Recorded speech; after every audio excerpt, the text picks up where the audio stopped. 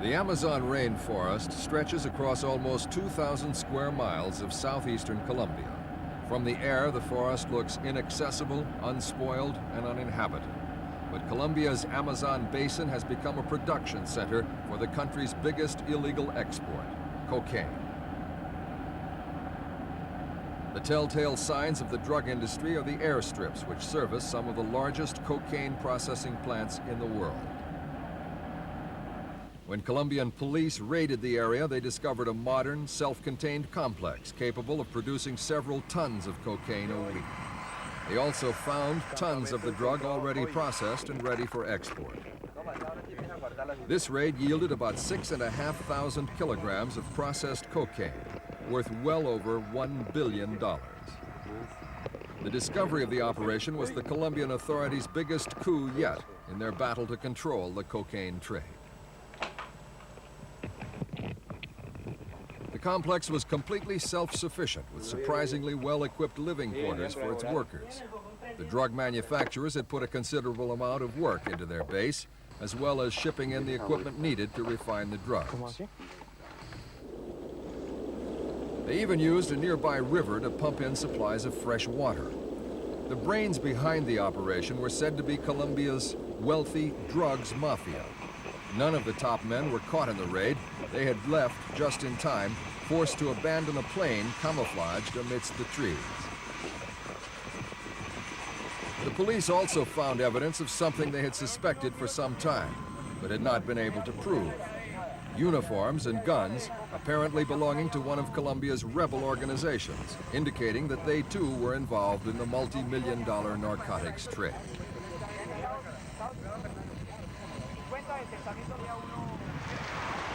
The authorities were taking no chances. They made sure the complex could never again be used to produce cocaine. Living quarters, laboratories, machinery, and the cocaine itself were all put to the torch. Drug smuggling has been a way of life in some parts of Colombia for almost a decade. But during the last 5 years, the narcotics business has grown from small time into a huge industry. At least 20 tons of cocaine a year are smuggled into the United States from Colombia. The drugs business has formed a virtual state within a state, with its own public figures, factories, and armies. It presents a considerable challenge to the Colombian government. What went up in smoke here will almost certainly be replaced from somewhere else.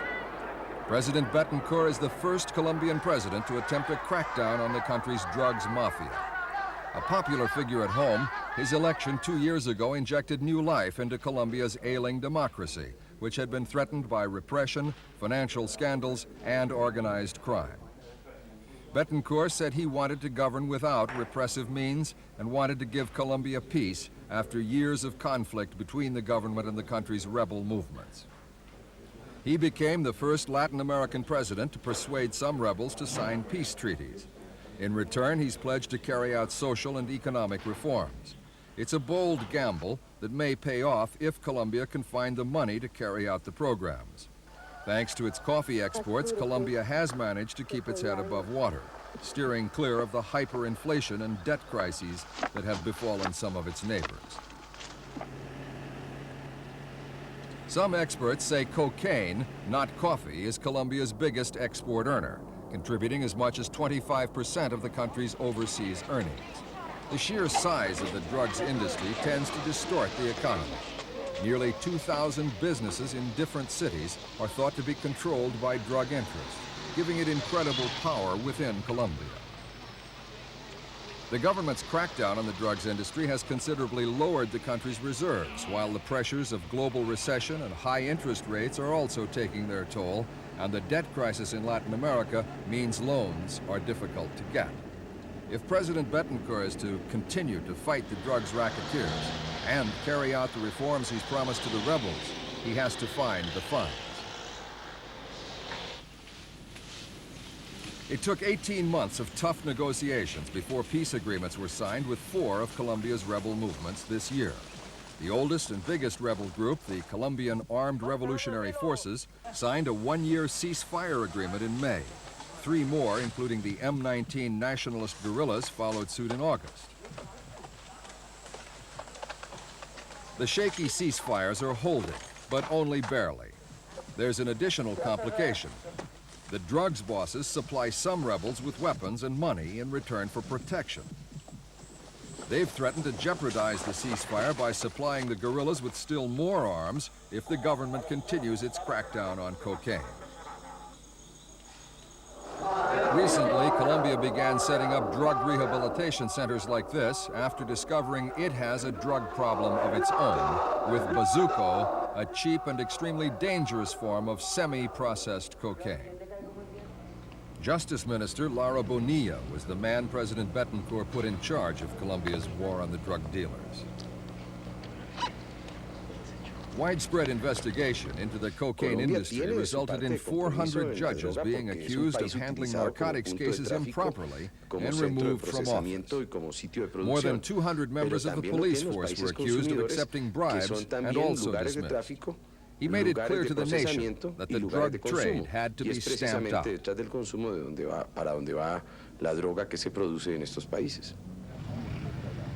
The underground didn't wait long for their revenge.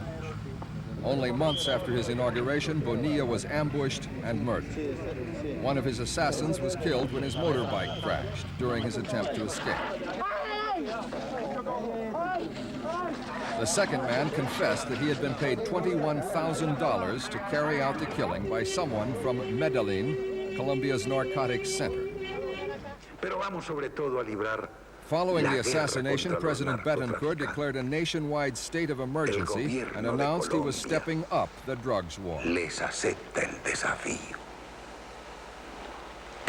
said Colombia had to recover its national dignity, which had been trampled on by the drugs traffickers, and had blackened the country's image throughout the world. He said his government would not be intimidated and would take whatever steps were necessary to control the situation. Under the state of emergency, national and military police have been put on a state of alert, and security forces allowed to make arrests without warrants.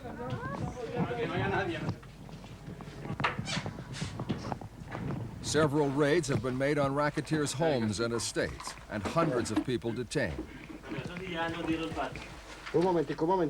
Cocaine has traditionally been regarded as an upmarket drug, but it's thought that the drug manufacturers plan to change that through mass production, turning cocaine into a cheap drug within the reach of most people. For the police, capturing and testing the drug is a laborious process. And no matter how large the amount of drugs destroyed, more still finds its way onto the streets.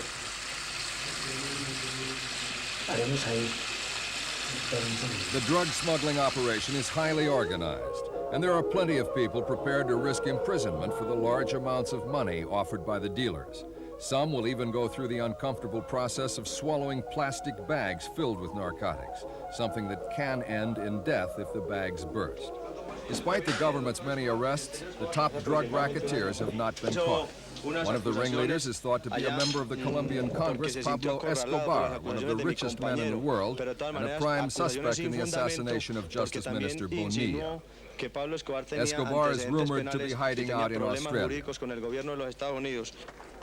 Another is thought to be Carlos Leder, a Colombian politician wanted by the United States after being indicted for importing and distributing cocaine. He's thought to be in Peru.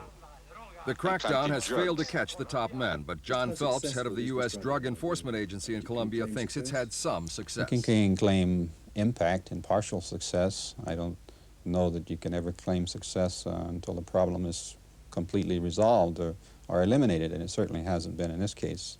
But we've seen indicators that the traffickers are certainly being impacted on by these activities. Price of cocaine has risen tremendously. We're seeing the appearance of these traffickers in other countries, Colombian traffickers that have fled to other countries where they are attempting to continue their activities. But right now they're in a state of disorganization, and we hope that this will continue. Despite some successes, the trading still goes on. U.S. police recently uncovered one of the largest cocaine hauls ever in Miami.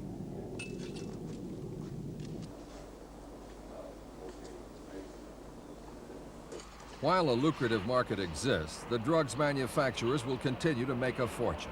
All the indications are that cocaine use is on the increase.